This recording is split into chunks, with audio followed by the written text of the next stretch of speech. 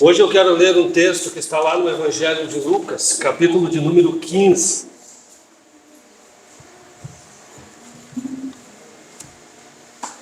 Nós cantamos há pouco tempo sobre isso. Lucas 15, nós vamos ler dos versos 1 até o 7. Diz assim a palavra de Deus: aproximavam-se de Jesus todos os publicanos e pecadores para o ouvir. Os fariseus e escribas murmuravam, dizendo: Este recebe pecadores e come com eles. Então Jesus lhes contou essa parábola: Qual de vocês é o homem que, possuindo 100 ovelhas e perdendo uma delas, não deixa no deserto as 99 e vai em busca da que se perdeu até encontrá-la? E quando a encontra, põe-na sobre os ombros, cheio de alegria, e, indo para casa, reúne os amigos e vizinhos, dizendo-lhes: Alegrem-se comigo, porque já achei a minha ovelha perdida. Digo a vocês que assim haverá mais alegria no céu por um pecador que se arrepende do que por 99 justos que não necessitam de arrependimento. Eu quero falar hoje sobre o valor de uma vida para Deus. Quanto vale uma vida para Deus? Será que tem como a gente avaliar ou quantificar o valor de uma vida humana? Se você procurar na internet, algumas pessoas na época da pandemia, isso são trabalhos acadêmicos, são pessoas de... uma faculdade acabou encabeçando essa pesquisa, enfim. O valor de uma vida humana está em torno de 10 bilhões de dólares. E eles dão lá as justificativas por que chegaram a esse valor de 10 bilhões de dólares. Por exemplo, se um funcionário que está numa torre cai, enfim, é uma coisa meio doida. Eu li todo o artigo, um artigo um pouco complexo e tal, mas essa academia, digamos assim, eles têm os critérios deles lá, mas eles avaliaram uma vida humana em 10 bilhões. E aí eu fico perguntando, né? Quanto que vale a vida de um morador de rua? Quanto que vale a vida de uma, sei lá, de uma prostituta? Quanto que vale a vida de uma pessoa, por exemplo, que mora num condomínio, numa casa de alto padrão? Qual o valor de uma vida humana? E Jesus faz essa pergunta também. Em Mateus 16, 26, Jesus pergunta: o que dará o homem em troca da sua alma? O que adianta o homem, diz Jesus, ganhar o mundo inteiro e perder a sua alma? O que dará o homem em troca da sua alma? Jesus também faz essa reflexão. Será que tem alguma coisa que pode ser dada que compensa uma vida, uma alma humana? E o Evangelho de Lucas, todos os evangelhos têm essa tônica, mas o Evangelho de Lucas, ele é um evangelho que foi escrito tendo isso em mente, o valor de uma vida. Jesus, nós sabemos que ele, principalmente no Evangelho de Lucas, é um Jesus que valoriza os excluídos. Ele é o rabino que para dar tempo para crianças, para um endemoniado, para as mulheres, para os doentes, para os leprosos, para os necessitados. E, por incrível que pareça, nós não falamos muito dessa classe como uma classe excluída no Novo Testamento. Mas os pastores na época também eram pessoas excluídas e rejeitadas. Os pastores eram tidos de ovelhas como imundos na época também. Então, Os estudiosos dizem que há uma espécie de uma contradição nisso. Porque ao mesmo tempo que tem Moisés, o grande líder de Israel, que foi um pastor de ovelhas, temos Davi, nos dias de Jesus, a figura de um pastor era também a figura de um excluído. E Jesus vai dizer: eu sou o bom pastor. Ele se coloca também entre esses menos favorecidos. E esse evangelho de Lucas, gente, é um evangelho que fala muito sobre o coração missionário de Jesus. E aqui em Lucas 15, nós temos 3 parábolas sobre os perdidos. A primeira delas é essa que nós acabamos de ler, é a parábola da ovelha perdida.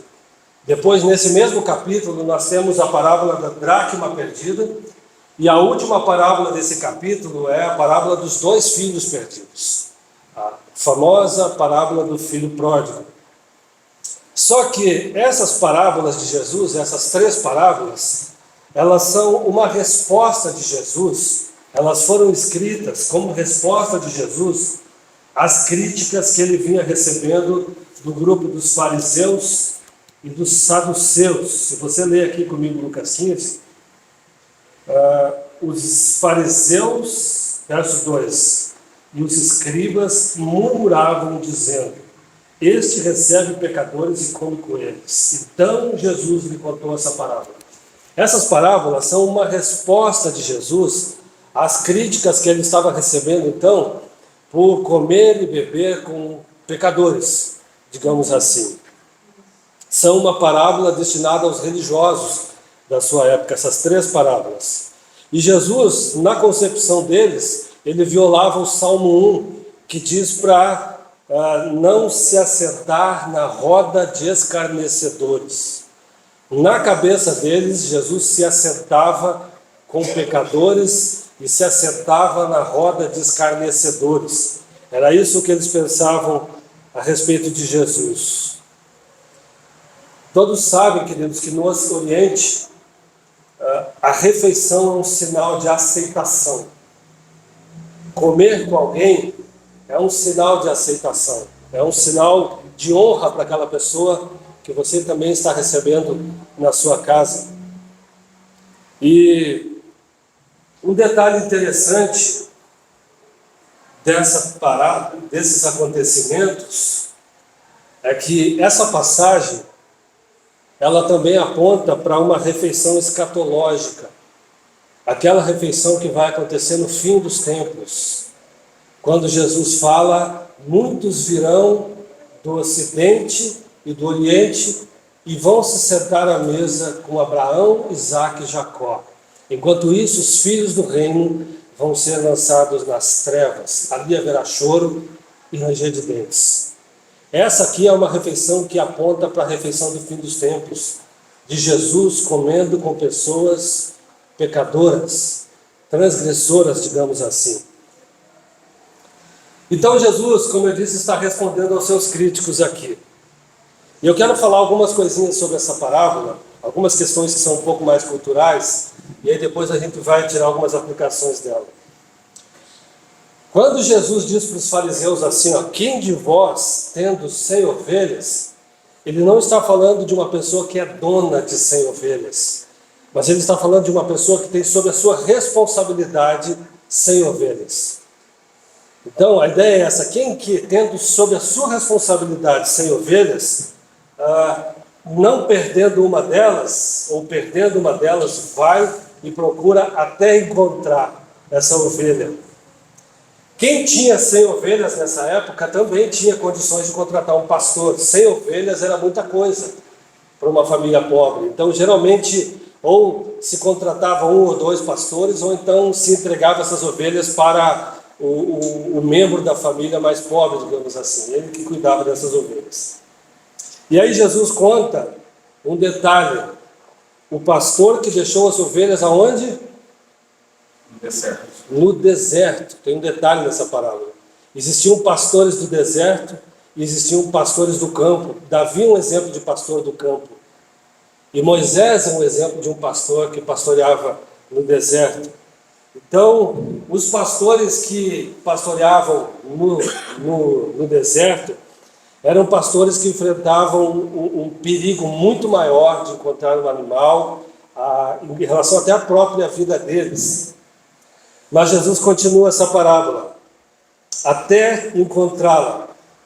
Se esse pastor era contratado, ele tinha que procurar essas ovelhas até encontrá-la, nem que ele encontrasse apenas os restos mortais dela. Mas ele tinha que apresentar alguma prova para o dono dela de que ele não vendeu aquela ovelha, de que ele não se aproveitou do rebanho, digamos assim. E mais uma questão desse texto é que o texto menciona 3 vezes a palavra alegria, só esse verso, porque você vai encontrar a alegria da dracma perdida e a alegria do pai que recuperou seu filho, dando um grande banquete também.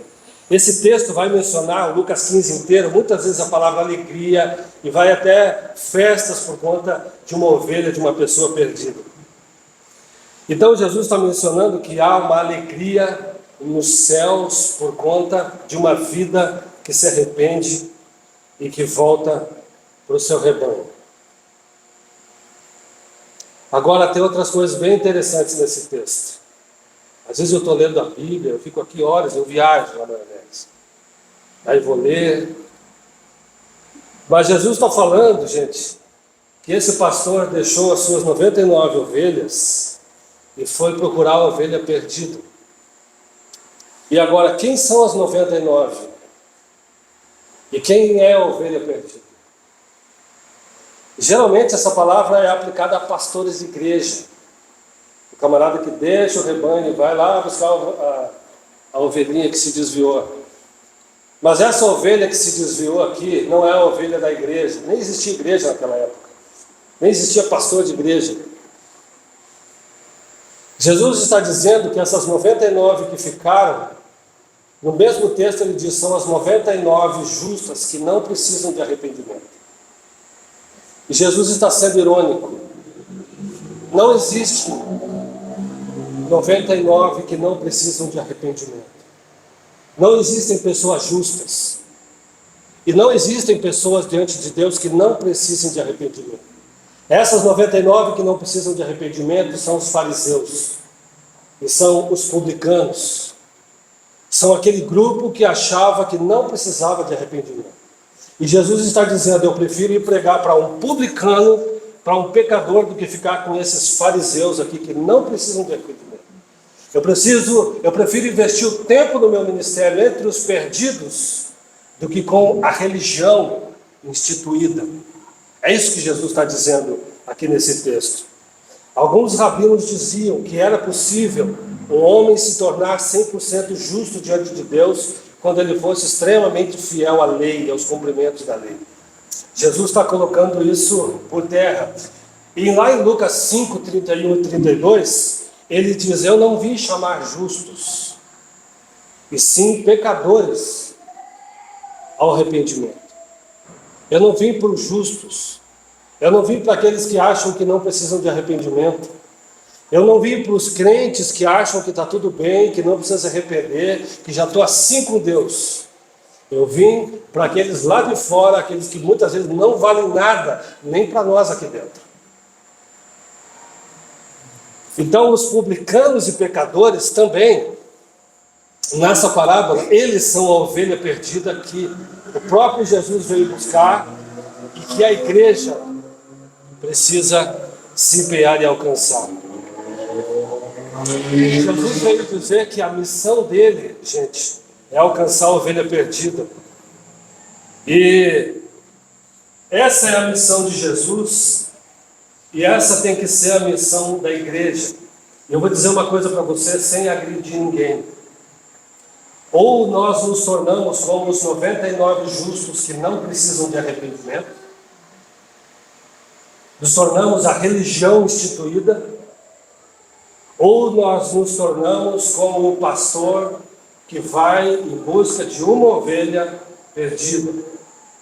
Os publicanos eram aqueles judeus que eram judeus, mas que cobravam impostos para o Império Romano. Eles eram vistos como traidores, e eles eram odiados, principalmente pelos líderes religiosos. E o outros, o grupo dos pecadores, era aquele grupo que não se preocupava em cumprir mandamentos e a lei do Senhor. Uma coisa que eu queria dizer para vocês é que a ovelha perdida não pode ser confundida com a ovelha rebelde. A ovelha que se afasta da igreja, muitas vezes, não é a ovelha que se perdeu, mas é uma ovelha rebelde. É uma ovelha que muitas vezes acha também que não precisa se arrepender. Ela está fora do rebanho, mas ela acha que não precisa do rebanho, estar entre o rebanho. Ela acha que mesmo lá fora ela está bem com Deus. E muitas vezes nós pastores somos cobrados: pastor, o fulano se desviou, você não foi atrás. Eu falei: não é uma ovelha perdida, é uma ovelha rebelde. E ovelha rebelde a gente deixa. Não dá para trazer a força. Essas são as ovelhas que a gente precisa fazer distinção. Jesus está ensinando uma coisa muito interessante aqui. Que os publicanos e pecadores, gente, eles também pertencem a Deus. E Deus quer eles de volta.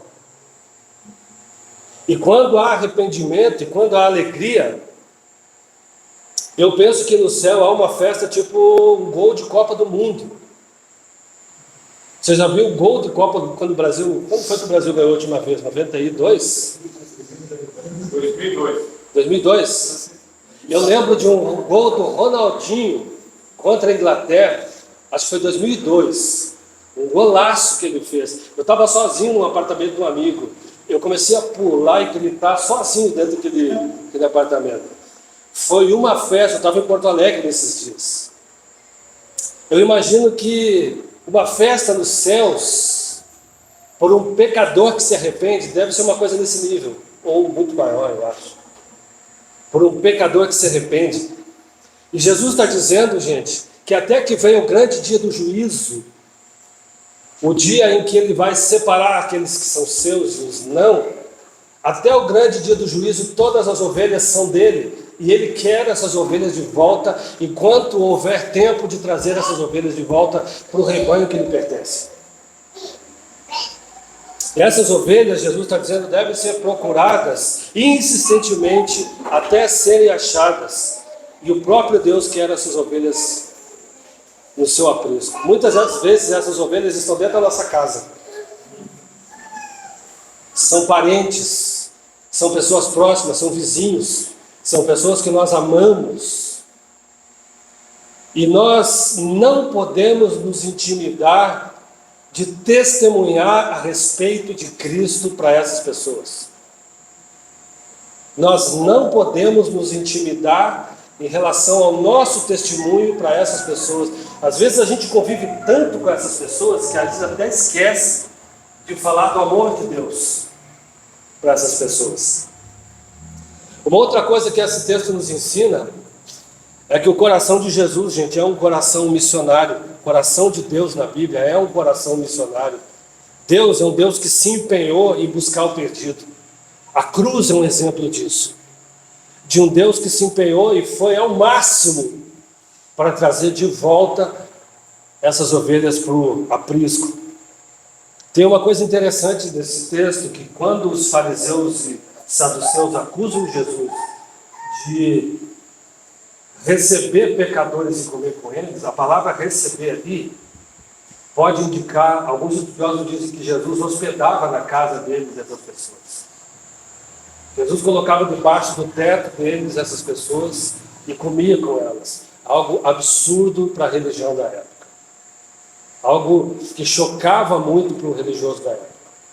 Quando nós olhamos para Atos capítulo 10, verso 28, quando um anjo diz para Pedro ir na casa de um oficial romano, ele disse: tu sabe que é proibido, tu sabe que essas pessoas são impuras e nos é proibido de ter contato com elas. Então, quando Jesus hospeda na casa deles esse tipo de pessoa, Jesus está cometendo um escândalo para os dias dele. Então Jesus tocava essas pessoas. O coração de Jesus é missionário, porque ele tocava essas pessoas. Jesus entrava em cemitério, atravessava o mar para libertar uma pessoa. Jesus desviava da rota, entrava em Samaria para testemunhar para uma mulher. E em Atos, gente, quando o Espírito Santo é derramado, ele é derramado com um propósito, para que as pessoas fossem testemunhas, tanto em Jerusalém, quanto na Judéia e Samaria e até os confins da terra. O Espírito Santo foi dado à igreja também, além de um selo sobre a vida de cada crente, também para nos capacitar a testemunhar no poder do Espírito Santo.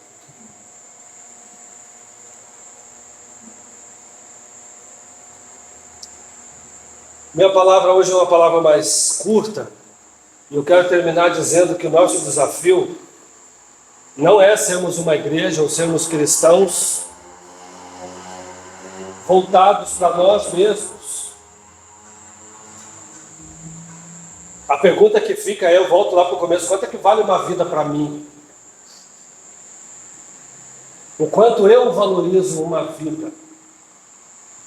Porque no discurso nós somos muito bons. Eu falo por mim. No discurso nós somos bons. Nós temos um belo discurso. Mas na prática, quanto vale uma vida para mim? O quanto eu estou disposto a me sacrificar para caminhar com alguém, pegar uma ovelhinha, colocar nos ombros, andar pelo deserto e trazer essa ovelha de volta para casa. Porque o pastor aqui, ele também se arriscou no deserto. E quando há alegria pela volta da ovelha, há também alegria pela volta do pastor, que chegou em segurança. Nós somos bons de discurso, a igreja evangélica. E me desculpe, eu não estou lançando essa palavra sobre ninguém aqui, tá? Eu não estou lançando essa palavra sobre ninguém aqui. Mas a igreja de hoje, ela se assemelha muito aos 99. Ao rebanho que se fechou em si mesmo e acha que não precisa de arrependimento. E Jesus, muitas vezes, ele vai dizer, eu não vim para essas pessoas. Eu vim para aquele que está lá fora, muitas vezes. Aquele que a gente fecha o vidro do carro, quando ele está lá pedindo alguma coisa.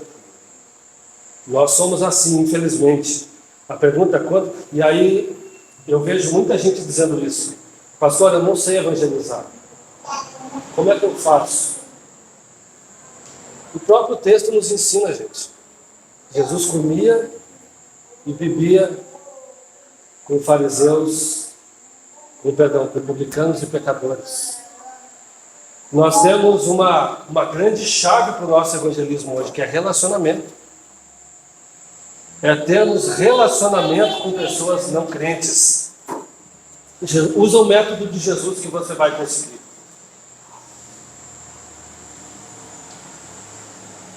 Então essa parábola não é sobre os crentes que se desviam da fé. Não é sobre crente desviado. Essa parábola é sobre pecadores que são de Deus, que pertencem a Deus, que ainda não estão no seu aprisco, e ele faz questão de ter essas ovelhas de volta no seu aprisco. É uma parábola sobre o coração missionário do Senhor. Quantos de vocês um dia aqui foram uma ovelha desgarrada, que estava fora do aprisco? Pode levantar a mão. Quem aqui um dia foi uma ovelha fora do aprisco? Tem gente que está assim, ó. Tá? É. Eu fui uma ovelha desgarradíssima. Só Deus sabe os caminhos que eu andei. Mas algumas pessoas se dispuseram a andar comigo, caminhar, me discipular, me carregar nos ombros, atravessar o deserto comigo. Eu creio que talvez você teve alguém que investiu na tua vida, que talvez te carregou, que investiu tempo na sua vida, que teve paciência com você. Eu me lembro de um rapaz, ele faleceu, eu sinto muita falta dele. Um rapaz que eu posso dizer que me acompanhou bastante no começo, lá no Rio Grande do Sul. Eu chegava de madrugada na casa dele, eu fui morar perto da casa dele e a casa que eu morava não tinha garagem. Então eu acordava ele de madrugada para colocar o meu carro na garagem dele, e fora isso que eu chegava muito louco. Chegava chapado na casa dele. E aí ficava trocando uma ideia com ele até 5, 6 da manhã e ele ia trabalhar. Mas uma pessoa muito tranquila, sim, ele me marcou muito, teve muita paciência comigo, me carregou nos ombros. E E nós, gente, nós somos esses pastores.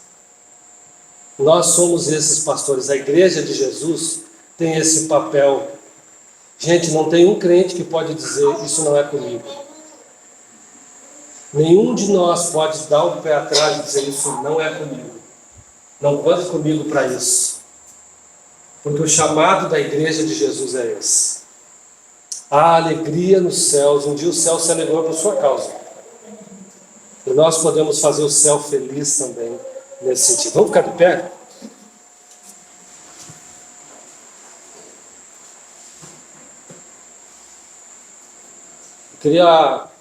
Nós vamos orar pelo Levi agora, pela ida dele.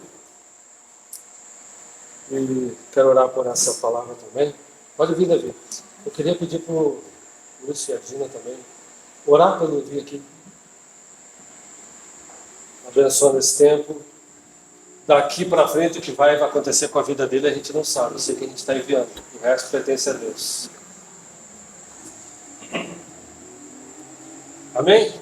Sei quando vocês querem orar. Eu queria pedir que você nos abençoasse com essa oração de envio. Mas eles que estão há 31 anos na missão, né? 32. Estenda a tua mão aqui, gente. Senhor, nós queremos celebrar nessa noite o ide do Senhor na vida do Levi. Celebrarmos porque ele disse sim, se dispôs a dizer: eis aqui, envia-me, faça a tua vontade. Prepara e equipa. Com a igreja do Senhor, nós queremos concordar com aquilo que já foi alinhado aí no céu, com o propósito do Senhor para a vida do Levi.